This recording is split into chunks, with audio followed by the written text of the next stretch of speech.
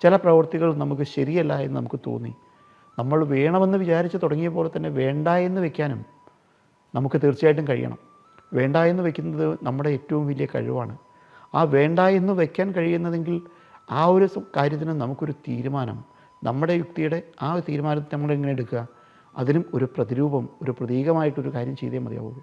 നമ്മുടെ തീരുമാനം വയ്ക്കുന്നതിന്, അതിന് ശബ്ദത്തിന്, നമ്മുടെ ആംഗ്യത്തിന് എല്ലാം, നമ്മുടെ വിഷ്വലിന് എല്ലാം ഇതിലൊരു പ്രസക്തി വരും.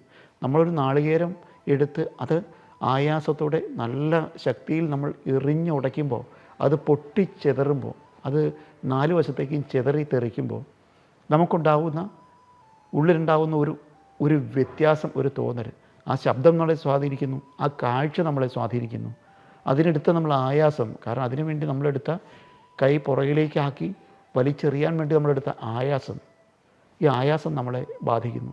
ഈ 3 കാര്യങ്ങൾ ഒരുമിച്ച് വരുമ്പോൾ നമുക്കുണ്ടാവുന്നൊരു വ്യത്യാസം, ആ വ്യത്യാസം എന്നുള്ളതാണ് യഥാർത്ഥത്തിൽ ഈ ഒരു വഴിപാടിനുണ്ടാകുന്ന ഏറ്റവും വലിയ പ്രസക്തി.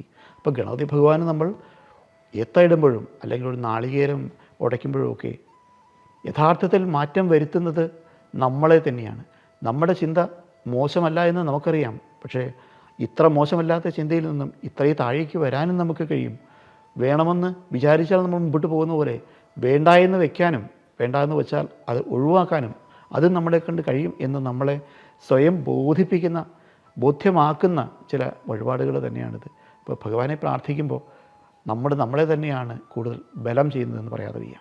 ഈ ഒരു ധാരണ ഇല്ലാത്തതുകൊണ്ടാണ് നമ്മൾ ഈ പഴവങ്ങാടിയിലൊക്കെ നിരന്തരം ഇങ്ങനെ ആൾക്കാർ നാളികേരം ഉടയ്ക്കുന്ന ഉണ്ട്. നമ്മൾ ശ്രദ്ധിക്കാൻ, ഈ നാളികേരം എടുത്തിട്ട് ആദ്യത്തെ ഒരു ടെൻഷനാണ് ഇത് എറിയുന്നതിന് മുമ്പ്.